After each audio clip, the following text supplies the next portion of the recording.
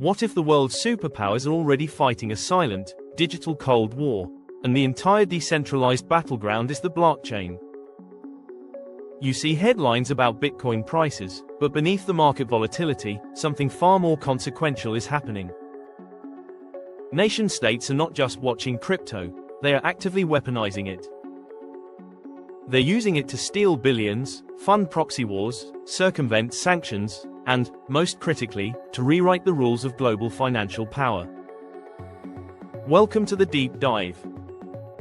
Today, we are decoding the hidden blockchain patterns of nation-states. In the next 10 minutes, we'll uncover 3 critical, hidden patterns.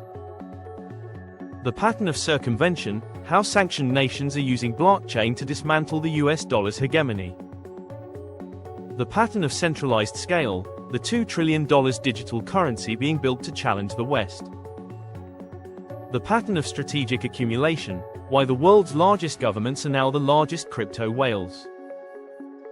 The fundamental pattern we need to understand is this: decentralization is being used to achieve centralized geopolitical goals. For decades, the ultimate economic weapon has been the ability to cut a nation off from the global financial system, the SWIFT network, the dollar. But the blockchain is offering an escape hatch. The pattern of circumvention look at nations like Iran or those supporting proxy groups like the Houthis. They can't rely on major international banks, so they've turned to digital assets. Blockchain intelligence firms have traced wallet clusters linked to these sanctioned actors. They leverage anonymous wallets, route high-volume transfers through unregistered exchanges, and increasingly use sophisticated privacy-enhancing tools and cross-chain protocols to obscure the funds. This isn't a theory of evasion. It is the actual, traceable playbook of funding conflict and evading sanctions. Iran's central bank digital currency, CBDC, program itself has been sanctioned by the US Treasury, confirming that Tehran views digital finance as a strategic component of its sanctions evasion strategy. They are using a technology designed for financial freedom to achieve the ultimate opposite: financial sovereignty outside the US sphere of influence. The geopolitical staking trap. This leads us to the subtler pattern: sovereign accumulation of hash power and stake. Nations, or entities closely backed by them, are quietly accumulating significant staking power on proof-of-stake networks like Ethereum or mining power on proof-of-work networks like Bitcoin. Why? It's about securing a vote. In a POS system, the more you stake, the more influence you have over governance, transaction validation, and potentially, censorship. A nation doesn't need to control the entire network. They just need enough to create a vulnerability in a rival's system, or to ensure their own transactions, or their allies, are prioritized. This is the silent infrastructure war, and its stakes are not dollars, but network consensus itself. The US is still debating the need for a digital dollar, but China's digital yuan, or ECNY, is already a force. By the end of September 2025, China's ECNY had processed an astonishing 14.2 trillion yuan, that's roughly $2 trillion USD, in cumulative transactions. This is not a hobby project, it is the infrastructure for a parallel global financial system. The geopolitical intent is crystallized in 2 actions. Domestic control. Architecturally, the ECNY is groundbreaking because all transaction data flows directly to the financial authorities. This gives the Chinese government an unparalleled, granular view of its entire economy. They see data as a factor of production, a strategic asset to be harnessed for domestic competitors. Global decoupling. To facilitate its export, China launched a new digital yuan international operations center in Shanghai.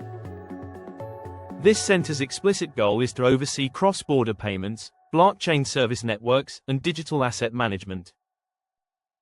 Experts call this a Chinese solution for improving global cross-border payments, a clear, alternative rail to the US-dominated SWIFT system. The architecture of competition. While China is building a separate, centrally controlled financial universe, the West is slow. Cross-border payments pilots, such as those attempting to link US and European real-time payment networks, have been paused due to complex regulatory and policy hurdles.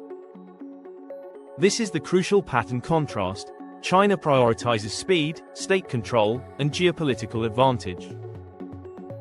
Western democracies prioritize regulation, consensus, and individual privacy, often leading to gridlock. In the digital arms race, speed is territory. If Phase 1 is about evasion and Phase 2 is about architecture, Phase 3 is about offense and defense, the cloak and dagger operations. The pattern of state-sponsored cyber theft, the most destructive pattern, comes from financially distressed regimes. North Korea's Lazarus Group acts as a state-sponsored revenue machine.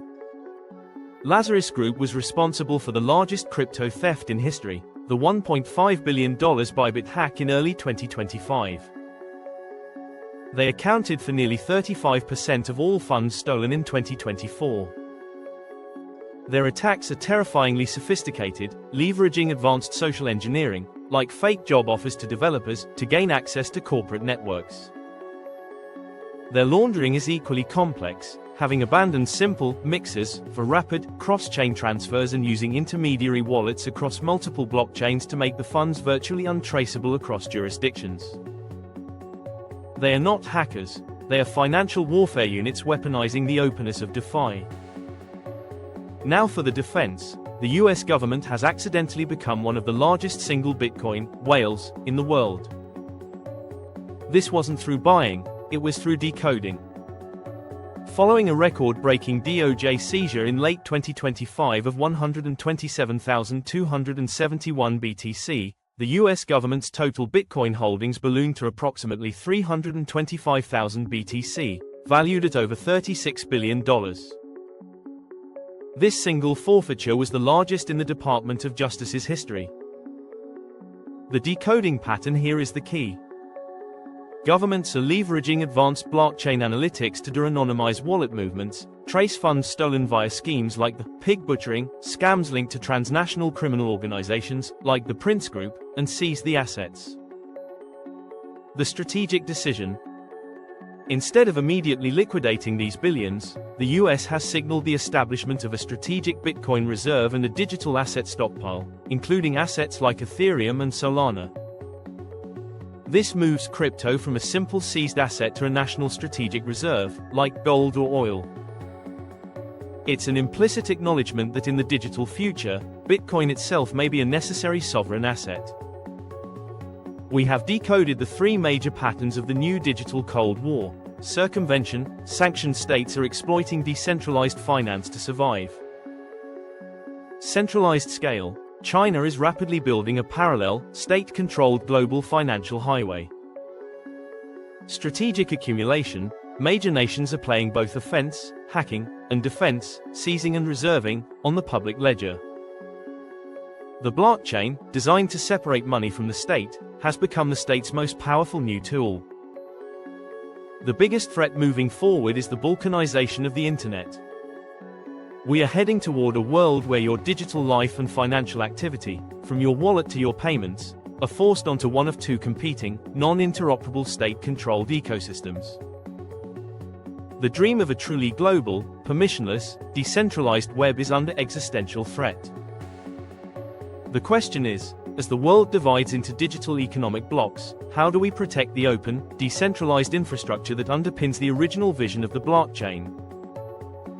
Let me know in the comments. Do you believe the US government should be hoarding a strategic reserve of seized Bitcoin, or should it all be sold to the public? Your thoughts drive the conversation. If you found this analysis valuable, hit the like button, subscribe for more geopolitical deep dives, and ring that bell to stay ahead of the curve. Thank you for watching. The digital war rages on.